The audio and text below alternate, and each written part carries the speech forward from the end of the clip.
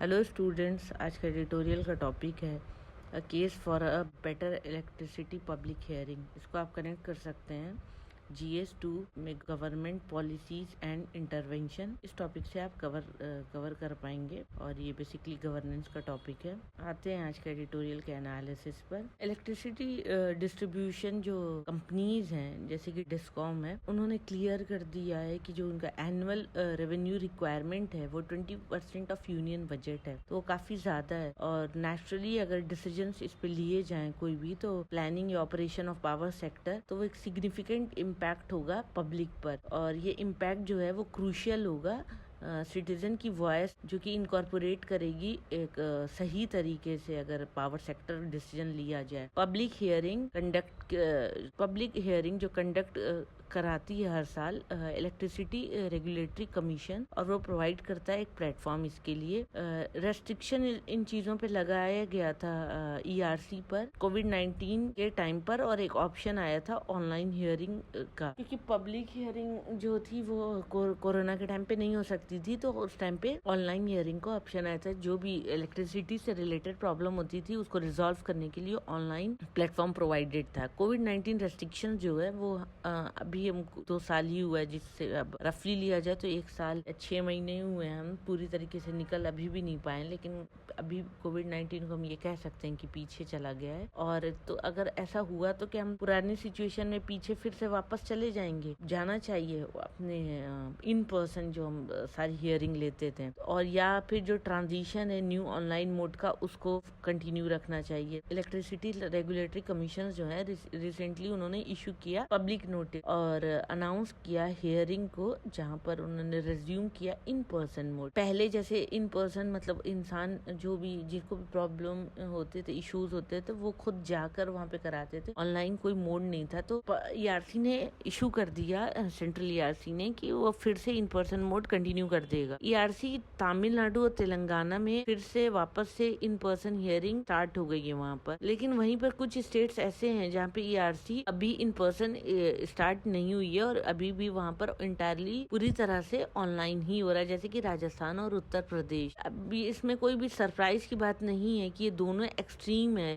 इसके जो प्रोज हैं या कॉन्स हैं, इसके फायदे या नुकसान है, अगर सिटीजन के कॉन्टेक्स्ट में देखा जाए, सिटीजन के पार्टिसिपेशन के कॉन्टेक्स्ट में देखा जाए पब्लिक हियरिंग को, हम इसको फील कर सकते हैं इस हाइब्रिड मोड, जहाँ पर ऑनलाइन प्लस ऑफलाइन जो मोड है, और वहाँ पे प्रोविजन है इन पर्सन, जो इंसान खुद जाए, या फैसिलिटेट जो गवर्नमेंट प्रोवाइड कर रही फैसिलिटी ऑनलाइन पार्टिसिपेशन का, क्योंकि बेस्ट सूटेड है इंश्योर करने के लिए quality public participation in person against online hearing. Important क्या है सबसे ज्यादा कि जो पॉपुलर पब्लिक हियरिंग है जो ERC डील करती है, अभी जो रिसेंट में उन्होंने किया है वो है टैरिफ रिवीजन। जो भी चार्ज था उसको रिवाइज किया है पहले जो भी लगता होगा पैसे, जितने भी टैरिफ होंगे वो रिवीजन हो गए हैं रिसेंट टाइम के हिसाब से। अब हियरिंग जो उसकी हुई है वो इन पर्सन हुई है, और इसके बाद वो और प्रोवाइड करेगी, और वो प्रोवाइड करेगी प्लेटफॉर्म सिटीजन के लिए, जहाँ पर सिटीजन अपनी वॉइस को कह पाएंगे और व्यू ले पाएंगे ERC का, और वो फैसिलिटेट करेगा एक मीनिंगफुल इंटरैक्शन और cross learning between various sector actor जो इसमें इन्वॉल्व होंगे, और बिल्ड करेंगे वो एक कंज्यूमर का नेटवर्क, जहाँ पर और जिससे इनेबल होगा कलेक्टिव एक्शन, मतलब जहाँ पर सब मिलके कोई डिसीजंस लेंगे। इस तरह का अगर कोई डेलिब्रेटिव इन्वॉल्वमेंट होता है इन पर्सन प्रोसेस में, वो एक वे बनाएगा कंसेंसस बिल्डिंग में, और इनहांस करेगा credibility to decision on complex matter. Understanding अगर इन इश्यूज की देखी जाए तो अंडर प्रोजेक्टिंग डिस्ट्रीब्यूशन जो लॉसेज होते हैं, इन्फ्लेटिंग एग्रीकल्चरल कंजम्पशन, स्पेशली जो एग्रीकल्चर में जो हम कंजम्पशन करते हैं इलेक्ट्रिसिटी का, तो उस वहाँ पे जरूरत है स्क्रूटनी की पावर परचेज कॉन्ट्रैक्ट में, और वो फर्दर एड किया जाए वहाँ पर पब्लिक इंगेजमेंट का। इसके साथ साथ इसके एडिशन में कॉस्ट सेविंग मेजर भी लेने चाहिए, जहाँ पर कंज्यूमर कंसर्न है, क्वालिटी ऑफ सप्लाई, और इसको डिस्कस करना चाहिए, और करेक्टिव मेजर जो भी हो उसको इवॉल्व करना चाहिए। बहुत सारी स्टेट में ERC जो है इंक्लूडिंग महाराष्ट्र और आंध्र प्रदेश, वहाँ पे कोशिश की गई है इंक्रीज करने की एक्सेस और पार्टिसिपेशन जो हो वो उसको डाइवर्सिफाई करने का और ऑर्गेनाइज करने का। टैरिफ रिवीजन, पब्लिक हियरिंग, बहुत सारे अलग अलग लोकेशंस पर। स्टेप्स देखा जाए तो वहाँ पर ये है कि लोकल लैंग्वेज समरी बनाई जाए टैरिफ पिटीशन में और कंज्यूमर एडवोकेट सर्विस अवेलेबल कराई जाए पब्लिक को। और बहुत सारे स्टेट में ये किया भी गया है, जैसे कि आंध्र प्रदेश और ओडिशा में, और इससे एक बेटर इंगेजमेंट हो पाया है। इन सारे मेजर के बाद भी जैसे कि डिस्टेंस है या लॉजिस्टिक ऑफ ट्रांसपोर्ट है या किसी भी तरह का फाइनेंशियल सपोर्ट का जो कमी है वो बाधा बन जाती है participation of public in public hearing. तो वो कहीं ना कहीं पब्लिक हियरिंग में एक हिंडर क्रिएट करती है। ऑनलाइन हियरिंग एक ऑप्शन के तौर पे आया कोविड-19 पेंडेमिक के पहले, और कोर्ट और क्वाज़ाई जुडिशियल बॉडीज पूरी कंट्रीज में इंक्लूडिंग इलेक्ट्रिसिटी सेक्टर, और इस हियरिंग्स को हमने एक वेलकम स्टेप की तरह लेना चाहिए। और वो सरकमवेंट करता है ट्रांसपोर्ट या किसी भी तरीके के लॉजिस्टिक इश्यूज को, और इससे इनेबल होता है एक वाइडर अटेंडेंस, ज्यादा से ज्यादा लोग आएंगे, रिमोट लोकेशन से भी पार्टिसिपेशन हो पाएगा, और इससे अलाउ होगा क्विक कन्वीनिंग मल्टीपल मीटिंग्स, और वो एड करेगा फर्दर कंसल्टेटिव प्रोसेस को, क्योंकि वो सारी चीजें ऑनलाइन होंगी। और कंडक्टिंग ऑनलाइन हियरिंग भी बिना चैलेंज के नहीं है, इसमें भी बहुत सारे चैलेंज है, जहाँ पर टेक्नोलॉजिकल एक्सेस या नो हाउ कैसे चलेगा वो यूनिफॉर्म नहीं है पूरी कंट्री में। कहीं पर हर टाइम लाइट रहती है और अच्छे नेट चल रहे हो, कहीं किसी कंट्री के किसी पार्ट में नेट अच्छा नहीं चल रहा है, इलेक्ट्रिसिटी नहीं है, तो वहाँ पे के लोग डिफिकल्टी फेस कर सकते हैं, और बहुत लोग वहाँ पे जो पार्टिसिपेट करेंगे उनके लिए प्रॉब्लमैटिक होगा। ईआरसी जो है ग्रेटर कंट्रोल है ऑनलाइन हियरिंग प्लेटफॉर्म पर, और उसको इनेबल करना, स्मूदर पार्टिसिपेशन को इनेबल करना ईआरसी को के लिए ईआरसी को कुछ मेजर्स लेने चाहिए और लिए भी हैं, जैसे उन्हें प्रोवाइड करना चाहिए स्टेप बाय स्टेप गाइडलाइन और ओरिएंटेशन सेशन। महाराष्ट्र और आंध्र प्रदेश में ईआरसी जो है सेटअप किया है उन लोगों ने एक फैसिलिटेशन सेंटर, और पूरे स्टेट्स में, और वहाँ पर पब्लिक पार्टिसिपेशन हुआ है। ये सारी ईआरसी जो है वो प्रोवाइड करती है लाइव स्ट्रीमिंग फीचर, जो भी चल रहा होगा उसका लाइव स्ट्रीम आप देख पाएंगे, और वो हेल्प करेगा इम्प्रूव करने में एक्सेस, विजिबिलिटी और ट्रांसपेरेंसी। ये सारी चीजें जो पूरे 2 साल में हुई हैं वो सिग्निफिकेंट इंफ्रास्ट्रक्चर बना, और एक्सपीरियंस जो हुआ ऑनलाइन हियरिंग का वो बिल्ड कर पाए,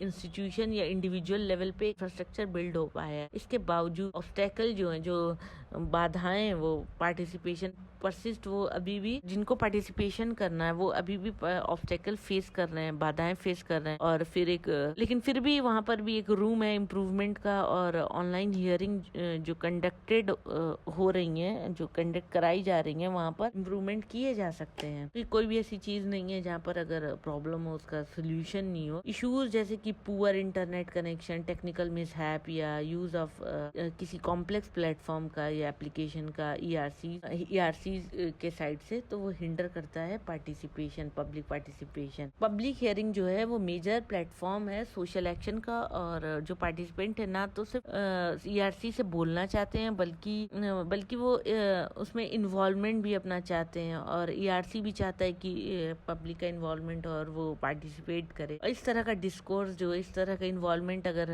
होता है तो कम्युनिटी बिल्डिंग और इससे क्या होगा, कम्युनिटी बिल्डिंग होगी और इंश्योर होगी ट्रांसपेरेंसी और अकाउंटेबिलिटी ऑपरेशंस में, और इससे इम्प्रूव होगा एक्सेस, और पब्लिक प्रोसीडिंग जो होगी वो बेहतर हो पाएगी। और ये सारे स्टेप जो हैं वो मोस्ट नीडेड है। अगर हम पीछे जाके देखें तो प्री पेंडेमिक जो प्रैक्टिस थी वहाँ पर से जाकर ही सारे काम होते थे, उनकी हियरिंग होती, तो वो कन्वीनियंट एवेन्यू था कंज्यूमर इंगेजमेंट के लिए, लेकिन जो उसका इम्पैक्ट था वो एक मीनिंगफुल इंटरेक्शन वहाँ पे हो पाता था, क्योंकि लोग खुद जाते थे, तो वहाँ पर पॉसिबल था कि इन पर्सन प्लेटफॉर्म पर ये सारी चीजें पॉसिबल थी, पर्सनल लेवल पे लोग एक दूसरे से इंटरेक्ट कर लेते थे ऑफलाइन मोड पर। लेकिन जो ऑनलाइन मोड का प्रोविजन है और वो इन पर्सन हियरिंग के साथ उसको भी ऐड कर दिया जाए, तो वो फर्दर स्ट्रेंथन करेगा, मजबूत करेगा पब्लिक पार्टिसिपेशन को। और इसको अगर रिकॉग्नाइज करे अदर इंस्टीट्यूशन भी, जैसे कि नेशनल ग्रीन ट्राइब्यूनल जो है उसने भी इस तरह के पार्टिसिपेशन को रिकॉग्नाइज किया है, और वो प्रोवाइड कराते हैं e hearing facility in addition to in person hearing. In person भी हियरिंग वो